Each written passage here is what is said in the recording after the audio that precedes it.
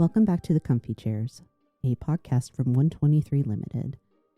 I'm your host, Kate. This episode marks the first anniversary of The Comfy Chairs, and to celebrate, I've invited my very first guest to join me again. So it seems fitting that our conversation will focus on the reasons why and the ways how leaders can look back and accurately and compassionately assess their own performance. I've spent a lot of time in these comfy chairs talking about self-awareness and empathy. Both of these are vital to evaluating your own performance in a way that is authentic, realistic, and kind. And it can help to get support. That's why I'm offering listeners a chance to win a complimentary Everything Disc assessment. So stay tuned to learn more about this Comfy Chairs birthday gift for you.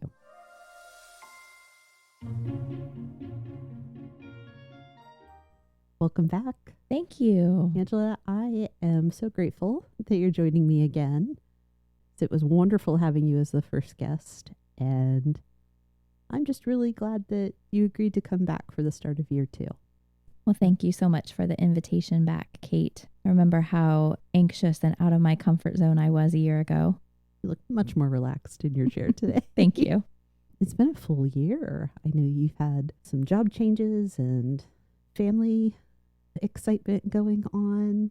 I'm looking forward to us having some time to reflect a little bit. But I thought as a way to start the conversation, I could take a minute and share my own assessment, since we're talking about accurate and compassionate self-assessment of the Comfy Chairs first year. Both my performance as a host, if you will, but then also kind of as a producer and the podcast as a whole. So what's going well, I think, is I set a monthly goal for myself to produce at least 2 episodes each month. And it's been by the skin of my teeth some months, but 100% on that. Something I'm really proud of is the guests have all given me positive feedback about their experiences, and that means a lot to me. What's been challenging, it's not gone quite as well as I would like, consistency. That's been hard overall, not just the scheduling, but building it into a regular weekly practice, since I'm still a one-woman show. Marketing, that's my learning curve. It will be my learning edge for a long time. I will say too, I've become very aware of my verbal pauses and the way I talk. I'm trying to stop some of those, and I know it just slows me down and makes me awkward. So, well, Kate, what I noticed about what just happened was you went from what has been challenging to exploring your inner critic very quickly. I don't know that anyone has criticized you for your pauses or the way that you talk. For me, someone who knows you, it's very natural for me, and it's not awkward for me at all. Thank you. Another thing I think is challenging is being relevant and useful. Are we talking about things that matter to people, leaders in particular, or people that are interested in learning more about leadership? And I don't think it's been bad. It's just something I'm aware of and I want to have kind of on my radar. Then I like to think about, what have I learned over that time? What I've learned is that I love doing this. I love the hosting, the conversations. I have been blessed to meet so many new and interesting people. Additional collaborations and work has come out of this process. So getting to expand my network and my personal professional knowledge has been a blast. And then what I think needs to come next is that sustainable process for connecting with new guests and doing scheduling, refining how I'm doing editing, and the big stuff, increasing listenership and the feedback that I receive from listeners. I wanted to start there, not just to do the thing that I'm talking about, but also to share a really simple model that people can follow. When we want to assess ourselves, anytime, any reason, if you look at what's good, what's bad, what's the lesson, and what can the future look like, fast. It's taken me less than 5 minutes to do this, right? Yes. There are lots of ways to go about this. So I think where I'd like us to start in our conversation is, what are the essential elements of a balanced and realistic evaluation of one's own results? Go. Go. Well, we can cover the basics, the who, what, why, how, and when of things. Before I go there, Okay. I want to back up. When you were talking about your very simple model, Mm-hmm. what I noticed when you talked about what you learned was you naturally talked about what gave you joy through this process. Yeah. And when we're doing that self-assessment, one of the most important things is not just to look outward as far as what are the external results, how are other people responding and reacting, but how does this also contribute to my inner joy and my self-care too? Yeah. And so I really just appreciated that happened really naturally for you. Thank you. Well, it has definitely been a bright spot. Starting your own business, starting a show like this, lots of things to learn, lots of challenges, lots of missteps, and there is joy in it. The people that I'm meeting, different ways of doing the sorts of work that we do as leaders, as people on my part. I've not had a bad experience in the last year. And to every guest and person who's said, "Hey, I heard your podcast," thank you for that. I do not take it lightly. Yeah. So back to your question. Back to the question. The essentials of a balanced self-assessment. Mm-hmm. Well, let's start with the word self. Yep. So when we're trying to do a genuine self-assessment, while we consider feedback that we've gotten from others, while we consider what we're hearing from others, we really need to be sure that we're evaluating also what I think and what I believe. So it's taking into consideration the opinion of others, but it's not just regurgitating the opinion of others. Yeah. You have to take that information in and then synthesize it to come up with, what do I think the outcome of that is? So it's not what everyone else is saying about the work. Yeah. I think talking about the self in that is really important, because that is the thing, right? I also think this isn't something that's unique to people that hold formal leadership positions. I also think it's not explicitly for the workplace. This is something that we all can do, and we can do it for long periods of time. Like, let me look back over the last year, whether it's your birthday, whether it's an anniversary, whether it's New Year's, and ask yourself, did I show up the way I wanted to? Did I get the results that I wanted? What have I heard about how I was? And it's definitely, in fact, I would say, I'm going to claim it is a mandate for people in formal leadership roles who have direct reports and are responsible for performance outcomes, that you need to be assessing yourself, not just your numerical quantitative results, but how am I doing as a leader of people? But it's not exclusively the purview of people in leadership. Why do you think it matters? I'm saying it's a mandate. Yes, you did. You did. You did say it was a mandate. And I was thinking about the why. We jumped into the self-assessment, and it's like, well, why do I want to commit to doing this anyway? Every single one of us, everyone who is listening to this podcast, wants to continue to grow and change and get better at all of the things throughout life. We want to improve the relationships that we have with one another. We want to continue to grow and to nurture those. We want the people around us to feel valued and heard. And so when you talk about it being a leadership mandate, it is the ability to continue to connect with others and for others to perceive us as being effective. I'm jumping around a little bit in the questions I shared with you. But I think you're raising a point that's important in this conversation about should we be transparent with other people Mm-hmm. about our self assessment? You're talking about it as a way to connect, which implies I'm letting people know that I've done this. In sharing a personal assessment of your own performance, of your own behaviors, it can be very easy to end up monopolizing the conversation. Yeah. So, what are ways that we can be transparent with people, but do it in a fashion that does create connection? Yeah, I think that is a good question. And what comes to mind for me when we think about transparency is moderation is key. Everything is good in moderation. Yeah, that's a great point. It's important for me to be transparent for maybe for two reasons. Number one, that level of transparency allows others to see my humanness in a different way.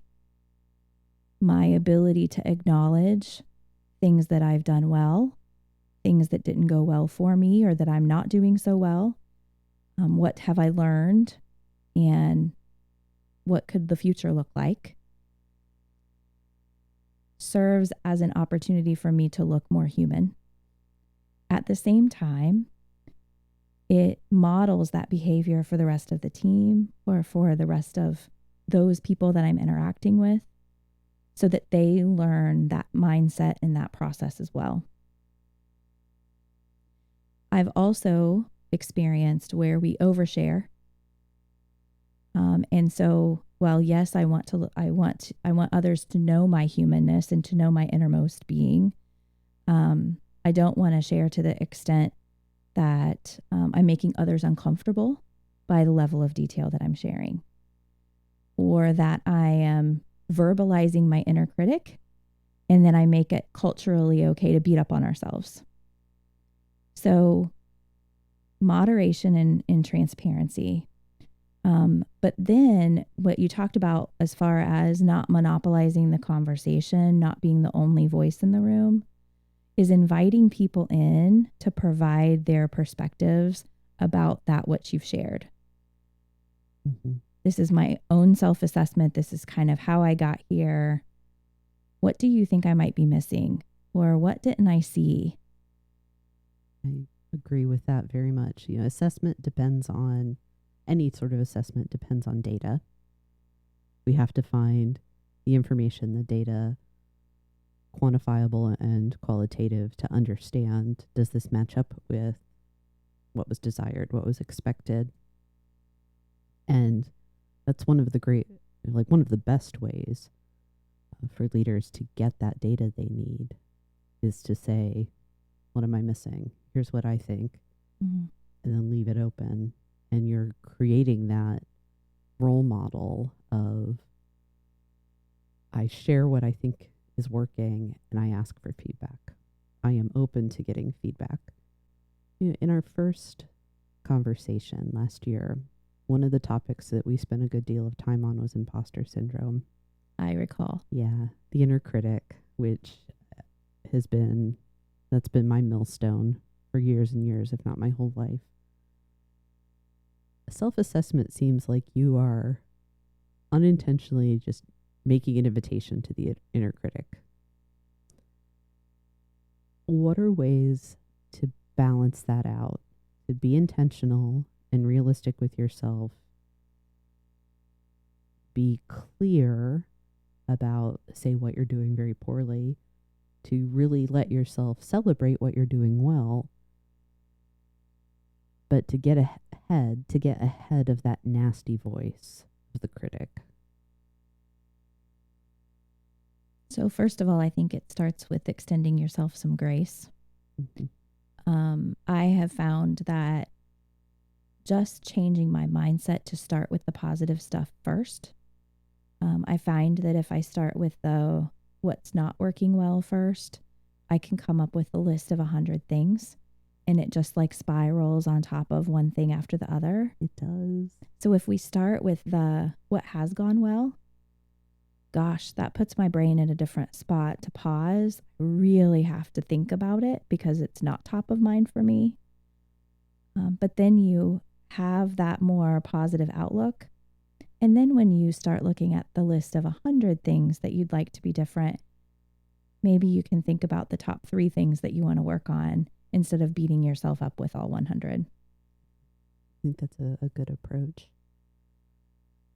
I think using some of that external data too is a way, both positive and constructive, to balance. Because yes, there will be things that you know about how you thought and acted that other people won't see because it either was internal or private.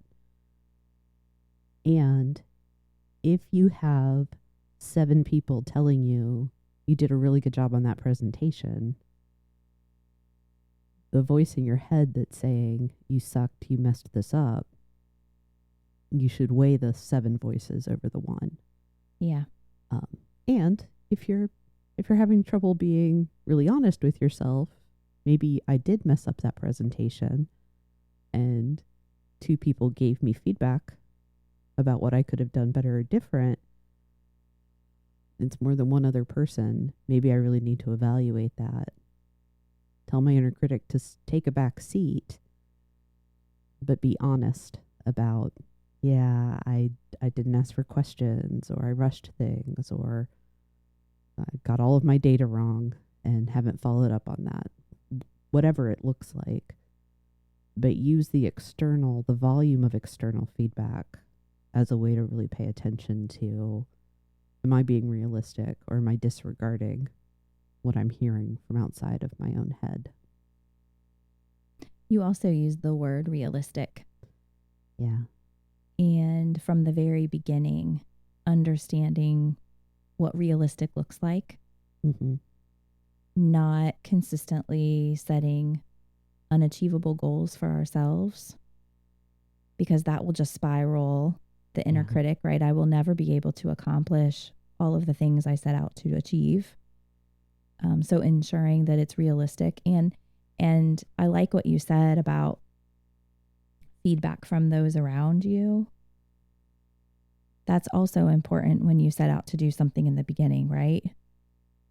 Having a cheerleading team to say, yes, you can accomplish this, or I think that might be overcommitting. Maybe you should back off a little bit.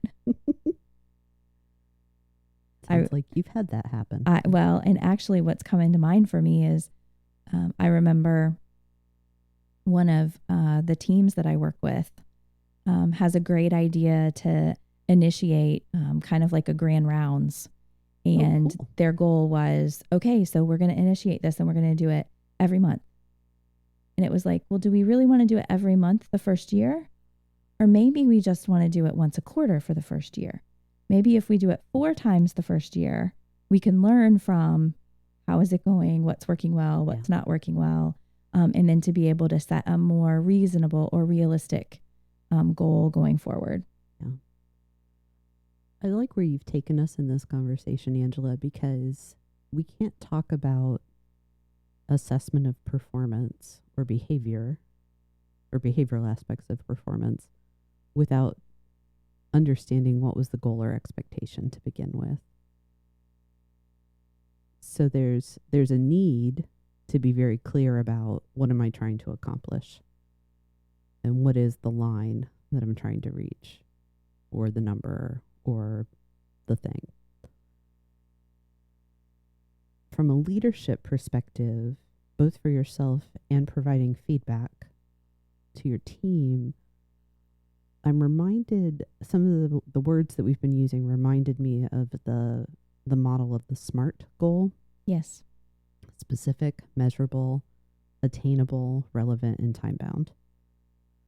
I think if we take that not just for goals, but also as a way to assess, be specific, look at the numbers, the measurement, that attainable or achievable is, has this been realistic? Now Yes. that it's all over and I have hindsight, was this in fact an attainable goal? What have I learned?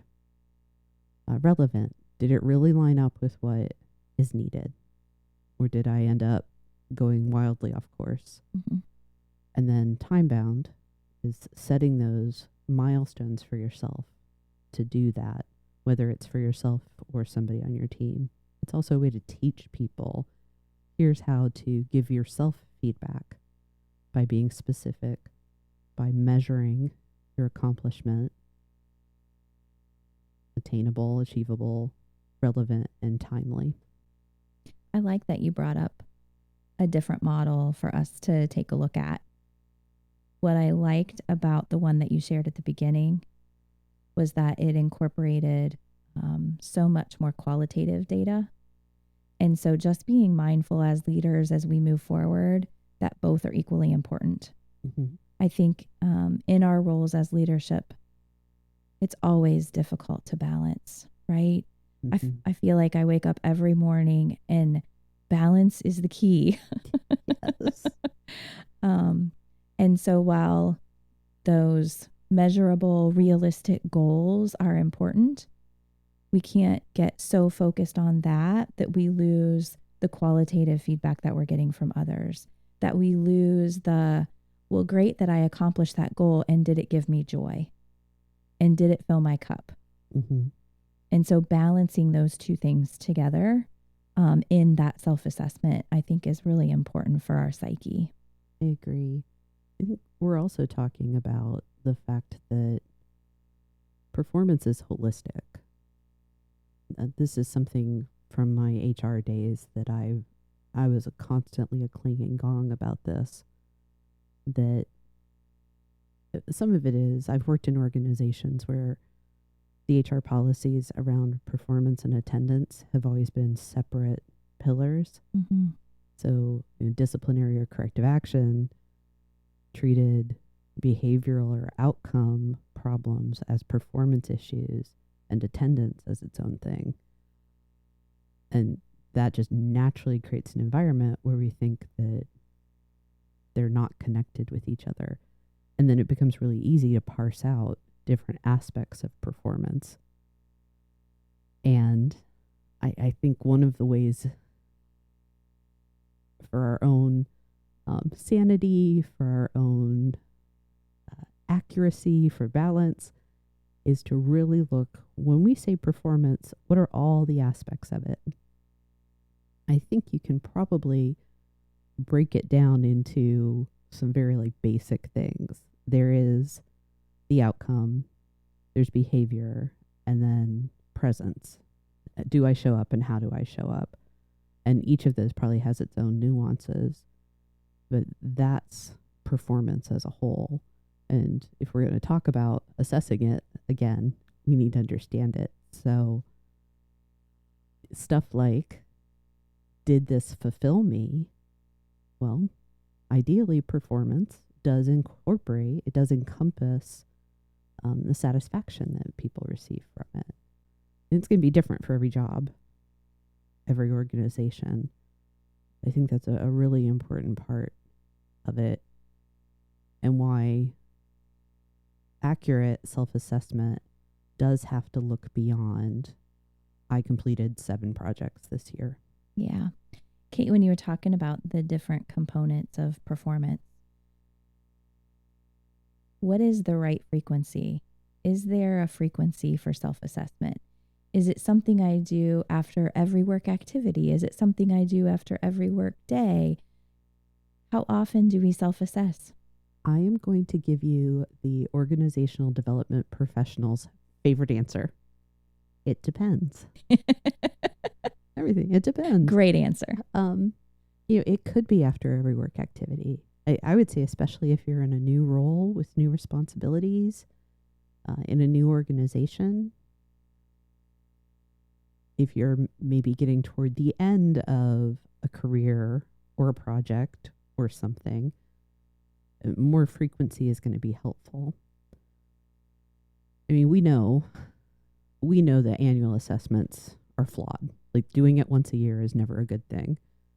We owe more frequent assessment and feedback to our employees. We owe it to ourselves as well.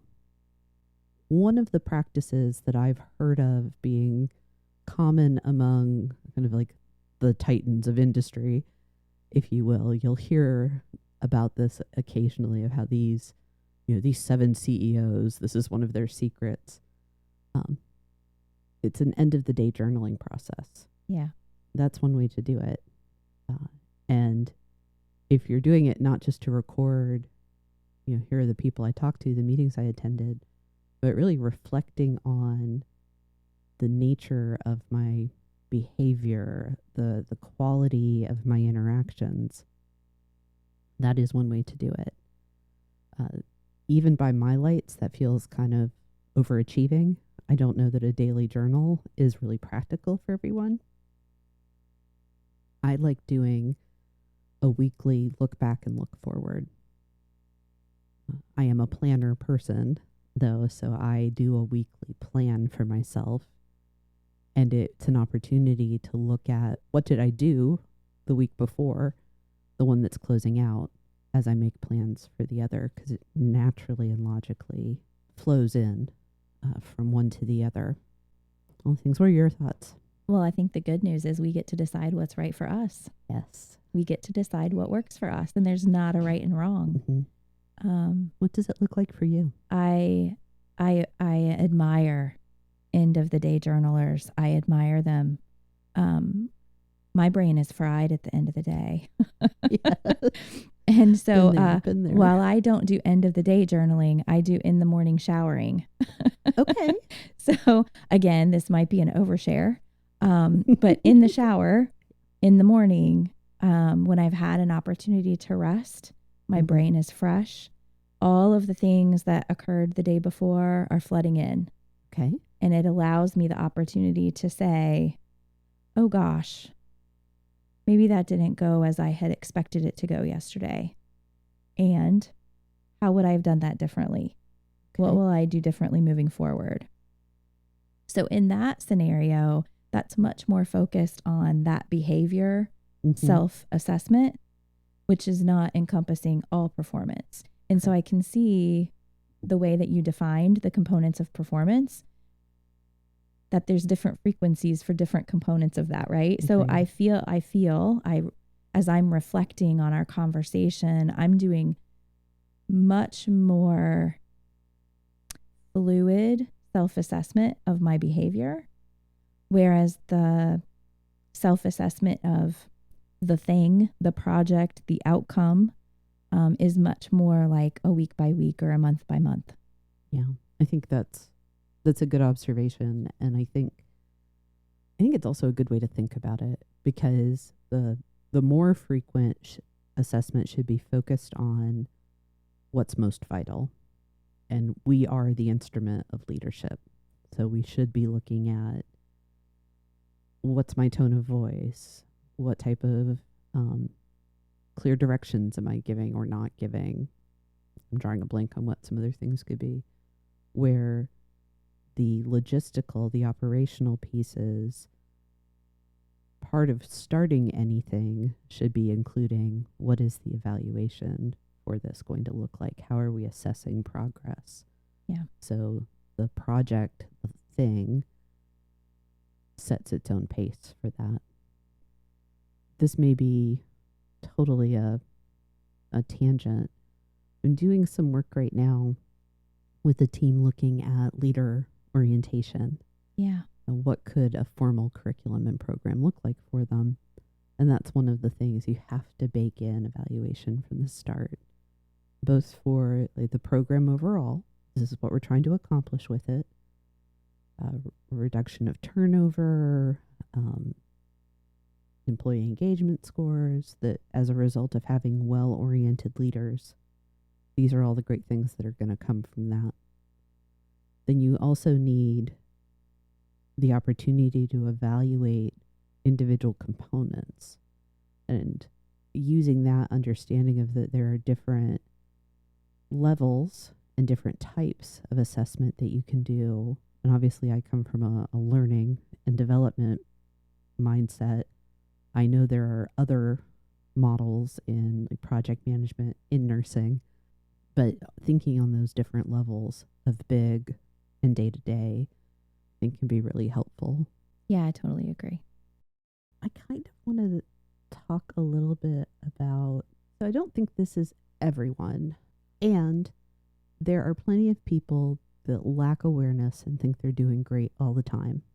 They are, one, it's likely they're not people that are going to listen to me, but they're also not necessarily people that are going to change. So I'm kind of curious, instead of talking about the bad actors, the people that think they're fabulous even though they're not um, they're not fitting the bill, how do we engage with them in a way that's compassionate and kind and doesn't end up pulling us down? It does make sense. So before I answer, I'm just going to maybe think of, have I ever met any bad actors? I'm honestly not thinking of anyone in particular. I'm only doing that so that I can make it real for me on how I would interact with them. You use the word compassionate. How do I interact with them in a kind and a compassionate way? And what I'm picturing is that I'm not even sure that they're going to give me the time to listen anyway. That's fair. That's fair. But I think given the opportunity, I think one of the ways that we do that well is from the very beginning, finding and stating and identifying that mutual goal and the mutual ground. We both want the same thing. Do we both want the same thing? Because when we do, regardless of that individual's inability to hear constructive feedback, it allows us to place ourselves in a situation where we can be influential in how we work through that together. So I feel like this is very vague. I'm trying to maybe make it a little bit more specific. Well, let me say why, because if I'm not careful, this will be entirely a different subject. I think it could help me be clearer and for you to understand why I think this is a topic, is in the context of self-assessment. And if you're going to be a leader that does that, like has a practice of self-assessment, and you are committed to being accurate and balanced and realistic, it is a commitment. It is an endeavor. Because it's much easier to go through life not looking back on the things that didn't go well or just moving on and not even celebrating. That's the easy path. Yes. I think in this context, it's what can we say to leaders that are doing that hard work, but maybe they're working with people that aren't? And how do they not stumble as a result of feeling alone? I'm thinking of some manager trainings that I've done where we're talking about the ideal. Like, here's the best way to do this. Yeah. This is the ideal way to lead in this context. And inevitably, you'll get one or two people who are like, that's great, but I don't see my boss doing it, or I don't see my peers doing the thing. And other than saying, yeah, that's just the way it is, deal with it. How do we make the fact that we are going to encounter people that are doing less than we are, who are frustrating to us in some ways in this space, how do we incorporate that so that we don't, this sounds really judgmental, we don't fall to their level, but we also are behaving in a way that shows the value of your practice? Yeah. You know, I think one of the reasons why I'm struggling to answer this question, last time we talked a year ago, I shared a lot about a journey that we were on that was really focused in on conscious leadership. Yes. And the leadership practices, as I think about my growth and development over the last year, the change has been much more focused on me and how I show up and role modeling those behaviors for others, and kind of taking me out of the mindset of comparison. Okay. or judging how others are behaving. The work that I'm doing with leadership development, how I'm showing up, that's my work to do. That's about me. Yes. And when I do that well, I will notice that other people around me will also begin to do that well. I think that is the theory. Yes. I love you pointing out and reminding us that this work is about myself. It's my responsibility.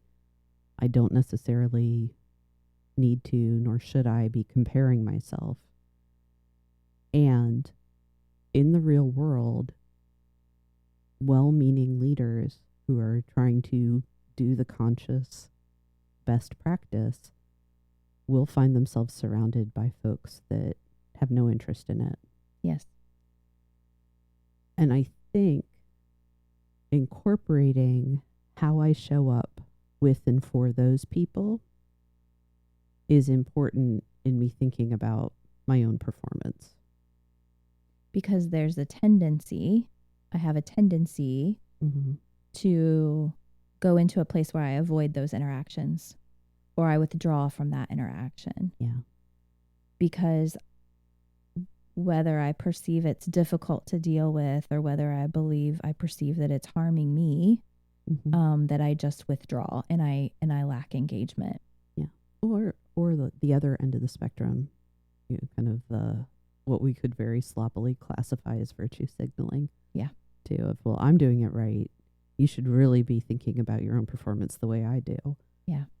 And that's not going to win anyone over. And it's a behavior that doesn't actually support leading better every day.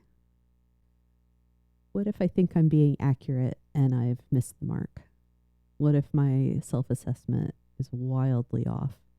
When I discover that, because let's assume new information, new data is presented to you and you recognize, wow, I thought I did great and I really messed up, or the converse of that. How do we deal with it? The first thing that comes to mind for me, because I missed it in the beginning and something else had to bring it to my attention, was, gosh, I would love the opportunity to talk to one of my colleagues about what happened. In that moment, it's going to be important for me to process and to kind of talk through, like, how did I miss this? Why didn't I consider that? And getting someone, a friend's perspective on that situation is going to help. If I have misassessed, I don't even know that that's a word. It is now. If I inaccurately assessed it the first time, what makes me think that I'm going to be able to course correct on my own? So it's going to be really important for me to reach out and phone a friend. I like that. I think it's also wildly important to remember that your performance and your identity are not linked. Oh, gosh. Which is really hard for those of us that get a lot of our sense of worth from work. Yeah. Your performance is not your identity. You have worth entirely separate from any outcome that you do or do not achieve. That's got to be the foundation, the bedrock. Your performance is not who you are. It is an aspect of how you move through the world. And if you remember that, I think it can help getting some of the objectivity that's necessary. That when I'm doing a self-assessment, it's not about my value as a human, as a person on this earth. It's about the behaviors and actions that I've taken in this period of time. I'm still valuable. I'm just sitting in that for a moment. It's much easier for me to say than for me to do. I will admit that. I think it goes back to I'm not going to be good at everything. I'm not going to get everything right. One of the things you said early on around like ways to do this was starting with what's good. And I had kind of a visceral reaction to that. Yeah. One, because you have to look at the critical stuff first. It's my natural bent. And you're absolutely right. It can be so easy to just dive into the bad column. and ignore the good column. I wonder though, and all of this comes back to self-awareness and self-knowledge, if there can be a benefit of saying, I'm not going to get everything right. I can't do it all.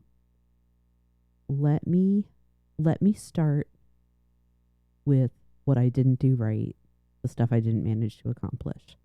Not to punish myself, but to agree with myself, to acknowledge the fact that I'm human.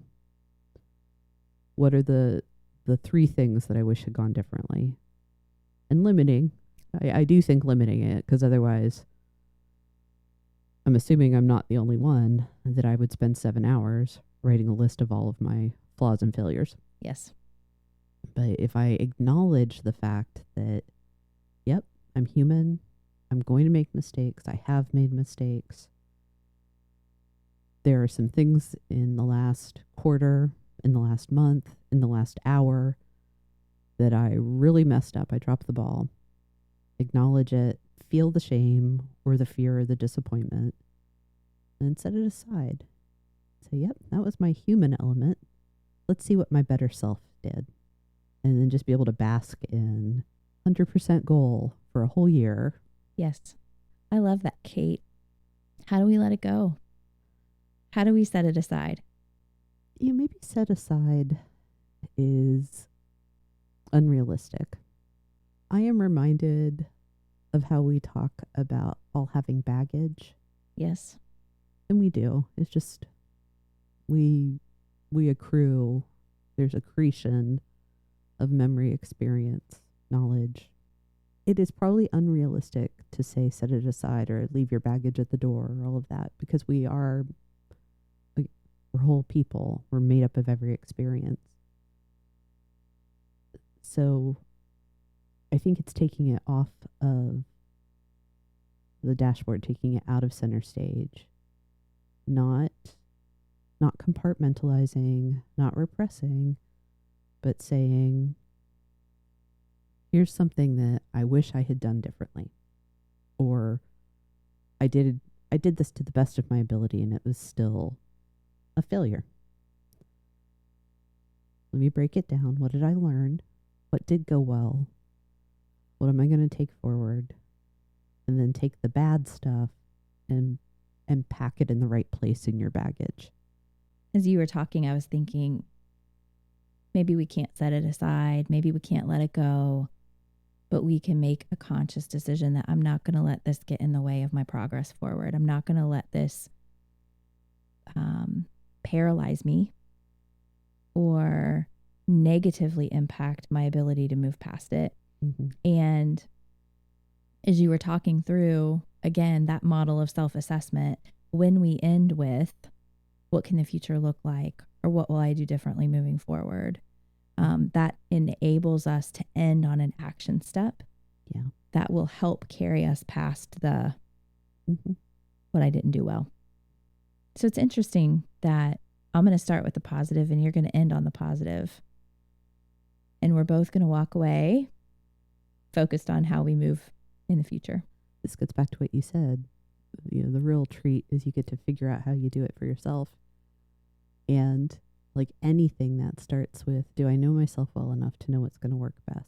And not to overcomplicate it, but it may not be the same method for every single aspect of your assessment. There could be things like, hey, I have this one really difficult work relationship. Mm-hmm. One of the things I want is to improve it. Yeah. That may require you to be like, okay, I had a confrontation with this person again. Let me acknowledge that. Let me understand. Let me make a choice to do different next time. But in a different sphere, it could be, this project went gangbusters. Let's list everything that was fabulous about it, every action that resulted in a win. And instead of focusing in on the 2 flaws and losing sight of the better picture, I've got this list of 100 awesomeness, 100 awesome things. Not awesomeness. I like awesomeness. I do too, actually. This is a question that definitely shows that I'm a former HR lady. what do you think a good way to build your documentation to support your self-assessment can be? Well, you nailed that one, didn't you? It's more difficult for me to see how I have documented my self-assessment of behavior than for me to see how I have documented self-assessment of the more objectable outcomes. Yeah, I don't think that's something we're necessarily taught. A lot of people intuit it, or we kind of understand, but when we set annual goals or quarterly goals in the workplace, very rarely is there anything about how do I show up? Mm. Am I behaving in a way that aligns with our values and my values and priorities? That may be an important thing to explore going forward, is how do we teach leaders that are coming up and through the ranks, and even leaders who are currently in place, to have behavioral goals for yourself. Mm-hmm. What do you think a good way could be? Let's pick a behavior. Okay. What about showing up on time for meetings? Thank you. It is a physical, observable thing that can have an impact on you and others. So I have a habit and a reputation for always being 5 minutes late to a meeting. I think 5 minutes is good. I think I spent the first 10 years of my career, at least 10 years. We even called it, you're on this organization's time. Like, Yep. This is just, you're going to be 10 minutes late to everything. Oh yeah. Yeah. Until I transitioned roles and I started working in a different group, and that was no longer the social, cultural, or acceptable norm. Mm-hmm. And the meeting started on time. And when I wasn't there and I missed the first 10 minutes of content, I wasn't going to start asking questions to try to get caught back up. Yeah. So that behavior changed really quickly. Mm-hmm. That's not unique to just one organization. Yeah. The church that I grew up in, we talked about it as being this church's time. Okay. That everything started like 15 minutes. Yep, we're on blank time. Okay. Same thing. It's Yeah. a way of, I think it's the normalized. Yeah. This is what's normalized for us. We all accept it, even if we don't all like it. But maybe you've gotten feedback from a peer, from a boss. It's like, hey, you're repeatedly late. And you're getting your stuff done, but it's not demonstrating the best behavior. Mm-hmm. That people don't feel respected, or we end up having to rehash everything that happened in the first 5 minutes of every meeting because you're always late. Observably, demonstrably late. How do I set a goal for myself? To stop being late. To only be late to 20% of the meetings. For me, it's really important to be accountable to that goal. Not to myself, but to the other folks as well. Mm-hmm. My thoughts automatically go to including it in the weekly look back that you talked about. You talked about doing I want to look back this week and I want to plan for next week and how did I do this week. It could go into the nightly journaling if any of you are nightly journaling, or it can go into the morning shower time. Yes. Do you think of documenting behavioral goals? Do you think you've documented self-behavioral goals? I have in the past. And is that something that you keep personal, or is that something you share with others? It depends. Depends kind of on the severity of it or the level of accountability that I feel I need. So about 10 years ago, I feel like I went through, I'm not going to call it a transformation. That's a little too overblown, overstated. But I just became very aware. I had the opportunity to go through some training and just things that were happening at work. I went through some training that made me very aware that a lot of my responses and interactions were driven by self-protection and were showing up as aggression. Okay. I had somebody in a position of influence tell me, well, I thought you were just mean. And it was feedback I needed to hear because, yeah, I could be mean. Not intentionally, but because I felt unheard or attacked or undervalued. Inner critic totally flared up. Mm-hmm. And instead of going silent, I went on the attack. And I really don't want to be that way in the world. Yeah. For that particular set of behaviors and the kind of the internal instigation that was happening, I did start monitoring. Can I notice when I feel defensive, reactionarily defensive? Can I feel it? Can I see it coming out? I remember one day in my daily planner, my daily goal, like my goal for the day, the big overarching one was don't be a jerk. That I did have to make it physical. I had to write it down, make it happen in the real world because I was struggling so much. I was so aware of those bad behaviors and I felt so vulnerable and fragile. Yeah. That it was all the time. That Yeah. was just how I was responding to everything. And I had trusted colleagues and friends around me that knew that this was something I was trying to do different, do better. So I did make it public. I was transparent about it, and I recorded it for myself. I'm not 100% better. I think that defensiveness is something I'm going to be dealing with my whole life. I can accurately say I'm not as bad anymore. Mm-hmm. I have a lot more awareness of it. I can see it happening and I can make the choice to stop it now or before it was just untethered. Yeah. For me, I needed to have a behavioral goal and a way to monitor it. And because of how I'm wired, a lot of that took place in my daily planner. Kate, it's so helpful for me to talk through some of these specific examples. As you share your experiences and your stories, it brings to light, oh yeah, that's something that happened to me too. The thing that comes to mind for me as you were sharing that was, gosh, a long, long time ago, we went to some leadership training where we talked about, it was the situational leadership class. Okay. And we talked about the 4 styles of leadership. So we have amiable, expressive, directive. Is the last one like executionary maybe, or the person that executes?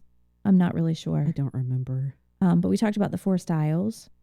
And in that class, how when you're under stress or under pressure, your style like transitions. So when I'm like by nature, I'm amiable. I want everyone to get along. When I start to feel pressure or stress, that transitions into expressiveness. So then I get loud and a little boisterous sometimes. That really helped me to identify when you were talking about, like, I want to notice the changes in my body. I utilize the changes in my behavior to better understand when I need to take a breath, step back, pause. In my team, you're right, I do share it with others. My team knows that when I get into this mode of being very directive with the work, that's not my natural style. And they know, they're like, Angela, what can we do to help? Take a breath, step back. That's really helped me, I feel like, regulate my behavior, or at least become more aware of where I'm at because my behavior is changing. Yeah. Here are the 4 styles. I Googled them while you were talking. Pardon for the distraction. No, you're good. Directing, coaching, supporting, and delegating. Okay. Very good. Yeah. And they have kind of their light and dark sides, don't they? Yes. Yes, they do. Everything in moderation. Everything in moderation. Even moderation. When you were talking about making your team aware, it made me think about asking for feedback from Yes. your direct reports. Yes. And how that can be very double-edged for all parties concerned. I'm really rabid about when an employee gives you, their boss, feedback. The only thing that should come out of your mouth initially, Thank you. thank you. Thank you. Thank you for that, Angela. That is exactly right, especially if it's feedback you requested. Doesn't matter how you feel about it, say thank you. Yes. And then you can say, I appreciate that and I need time to process this. Yeah. And go feel excited, overjoyed, or angry and nasty about it. But that feedback, it's that external voice. It's the balance to the inner critic or even the overly enthusiastic inner cheerleader. And if we're going to have accurate self-assessment, we have to be open to external feedback. It's a paradox, isn't it? Yeah, it definitely is. Yeah, our topic today was really focused on self-assessment, but we could talk for hours more on colleague feedback, peer feedback, direct report feedback, and feedback from our bosses. Right. It's actually something I'm doing a collaboration that's just started where another consultant and I are trying to create a guide for feedback that doesn't suck. I love it. All those topics. I love it. So hopefully that's something that we'll be able to produce in short order for the world. Yes. But yeah, assessment and feedback, they're inextricable. That the irony is, if I'm going to assess myself accurately, I really do have to go outside for feedback. The only other thing I'm still feeling a little unsettled about. Oh dear. No, it's not oh dear. Let's go back to this concept of I'm committed to self-improvement. I'm committed to self-assessment for the purposes of improvement. And I'm discouraged by the people around me that don't behave the same. Thank you. Yeah, that was sloppy before, not because of you, but me. I don't feel like it was sloppy. I feel like I'm not sure what the right answer is. Even after we kind of chewed it up and spit it out, I'm not sure what the right answer is. There's so many factors that can play into it. It's like, don't point out the plank in your neighbor's eye when you have a speck in your own. Yeah. Or vice versa. I think that's vice versa. Don't point out the speck in your neighbor's eye when you have a plank in your own. Yes, that is it. Yeah. I think it's, so I know the reason I ask myself questions like that is because I have trained and coached younger leaders, newer leaders who very naturally are doing the comparison game and who get really frustrated, understandably, when they're being taught the quote unquote right way and they see the quote unquote wrong way demonstrated by the people around them and often above them every day. And my heart breaks for that frustration that they feel, because it's real, right? It just is. So I'm so glad that we brought this back up. Okay. I'm so glad that you talked about younger, newer leaders. It took me back to that moment, a new and a young leader. And I can recall a time that I had my to-do list. I was a nurse manager at the time. Yeah.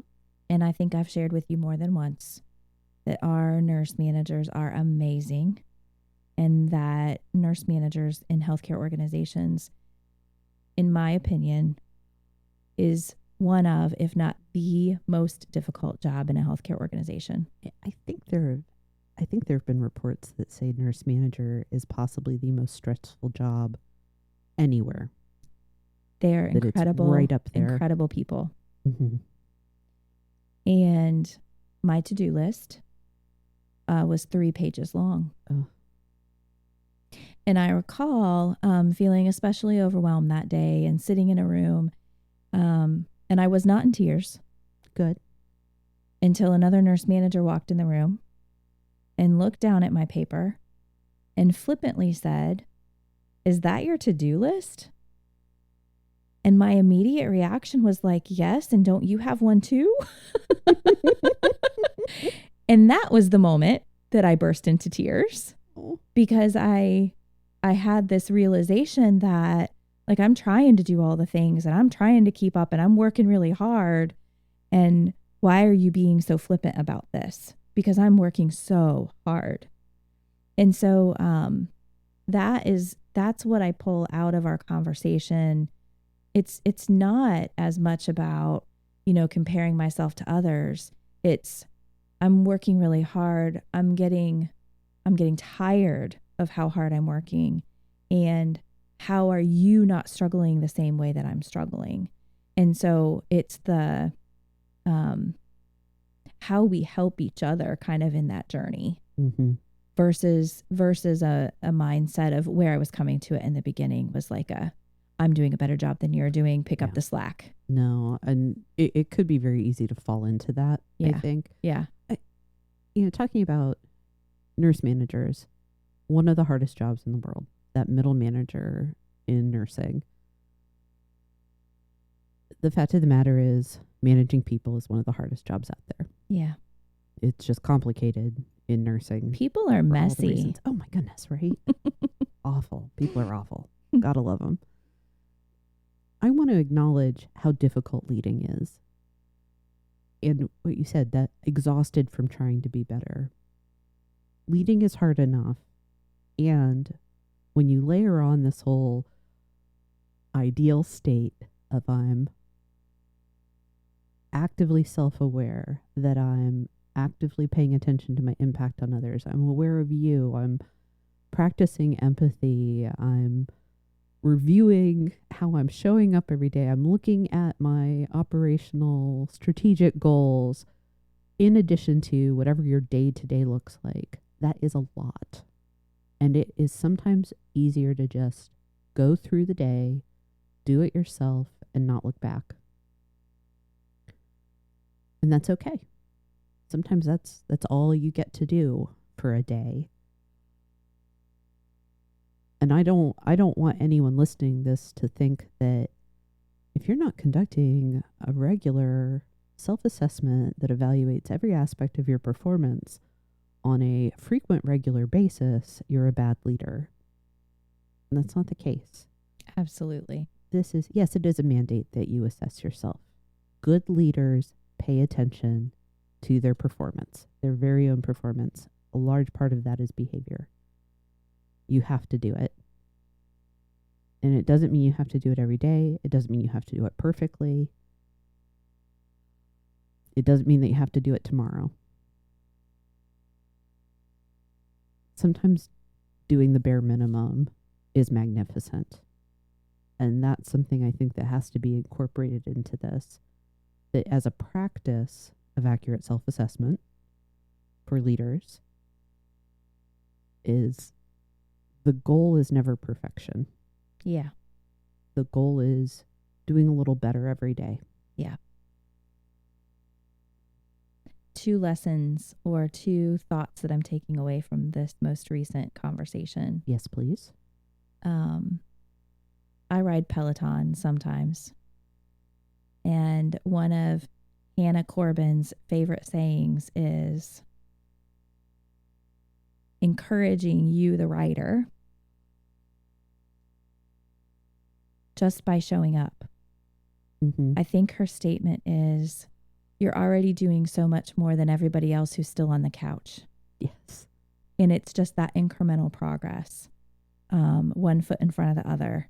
Mm-hmm. It might not be perfection, but I'm continuing to show up and I'm continuing to try and I'm continuing to do better. The second takeaway that I have, I just all of a sudden got in my emotions about those young leaders, those that are new to leadership, and just reflecting back on what that was like is so visceral for me. Oh, yeah. And it reminds me the day that somebody told me, so it was this, 3-page to-do list, the day that somebody told me I didn't actually have to do everything and write everything down, and what it was like to feel empowered, to be able to choose I'm a leader. What is the work that I'm going to do? What is the work that I'm going to spend my time on? And what am I going to let go of? Mm-hmm. And I'm not expected as a leader to do it all. And that was freeing for me in a totally different way. I can see that. Definitely see that. Do you have any other takeaways you want to share? I think I want to be more aware of setting goals around behavior and doing some self-assessment of behavior. I think it's very easy for us in a metric-driven world, in a goal-oriented setting, to measure ourselves consistently with those objective outcomes. And I really appreciated our conversation around the behavioral goals. I feel like I do behavioral self-assessment. Like I said, I think that's my every morning shower time. But really setting some goals around how I want to see my behavior improving and how I want to show up as a leader differently. For me, it all boils down to intentionality, deliberateness in the best way. I know deliberation gets a bad rap. It's seen as slow or unpleasant. But if there is intention and thought and mindfulness behind the choices that you're making, both in how you go through each day and then how you look back at it, that's the best case. Because again, it's not perfection. I am not advocating for people to keep ridiculous records of themselves. Color-coded spreadsheets. Well, that's acceptable. I mean, I have a color coding system that is locked in, and it can be as organized and as loose as it suits you. And that's really what it comes down to, is, are you doing what works for you in this space? You understand yourself, your strengths, your needs, your preferences, your proclivities well enough that you have a system to do this. And I need to start with the positive things, or I need to acknowledge that I messed up, that I am going to make mistakes. And if I can get that out of the way, I'm free then to celebrate, or something entirely different that I can't even imagine in the moment. But if you've taken the time to really understand yourself, to be conscientious, and to consider your own needs, you're capable of doing this. And when you do it to improve yourself, to improve your leadership, not just because, but because your employees deserve it. Employees deserve leaders that are doing the hard work of getting better. Yes, they do. Yeah, that's my takeaway. That it's not necessarily the way you do it, the frequency, the sequencing. It's, am I clear that I do this so I can be better, I can be more fulfilled at my work, and that I'm leading in a way that really benefits the people that look to me for leadership. Period. End of story. As a meaningful summary. Oh, why, thank you. Before I go, I want to congratulate you on your success over the last year. You have so much to be proud of, as demonstrated in your accurate self-assessment. And I wish you much success as you move forward to pursue consistency. Thank you. Not just for today, but for your ongoing support and friendship. I appreciate you giving your time and talent to participate. It feels weird to hear you thank me for my time and talent, because I feel like I show up here like to get better. Like this was like a leadership development session for me. So thank you for allowing me to continue to learn from you every time we're together. Always mutual, friend. Thank you.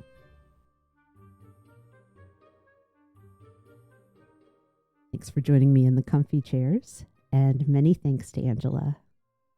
Again, as a way to celebrate our first year of hanging out in the comfy chairs, I'm offering a complimentary Everything Disc assessment for one listener. Here's how to enter. 1. Leave a review on any platform where you stream podcasts. 2. Visit Onetwentythree.ltd.com and share your email. That's it. Look for the links that you'll need in the show notes. Everyone who completes these 2 steps between July 16th and August 13th, 2024, will be entered in a drawing. I'll use the email you provide to communicate results no later than August 23rd. And in addition to leaving a rating, please consider subscribing or sharing with others. You'll find Comfy Chairs updates and other thoughts on leading and learning at Instagram at Onetwentythree Limited. That's ONE23 LTD. Thank you.